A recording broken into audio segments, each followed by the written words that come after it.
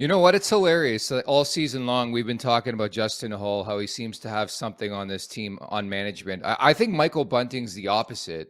You saw on your screen there, and you referenced it, the fourth line winger, and Michael Bunting, man. The guy's been a staple in the top six since he arrived in Toronto.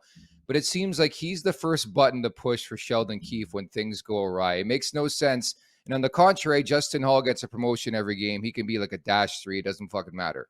Yeah, we've been scratching our heads about that number three all year long, and it's hard to say, man. For whatever reason, you're not in the locker room, you're not around there all day long, you don't know them personally. So like he's got a soft spot in Keefe's heart in some way, shape, or form for sure. And sometimes it's like maybe Bunting's just able to handle it. There's certain teams where you got guys that are more fragile and guys that aren't. And when a coach needs to send a message, sometimes he'll pick a guy who maybe isn't even deserving of it and light up the room or call a guy out in front of the team and kick a garbage can or blow practice down and start skating everyone or whatever it is to send a message.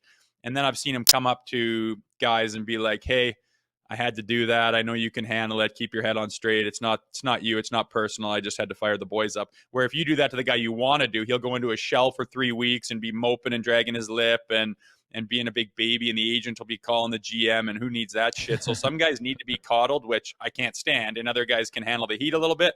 Maybe Bunting's a guy, I mean, his personality, it's big and it's strong, and maybe Bunting can handle going up and into the lineup, and maybe Halsey will just crumble and be useless if you start scratching him here and there. I have no idea, but I know that personalities definitely differ even in that league.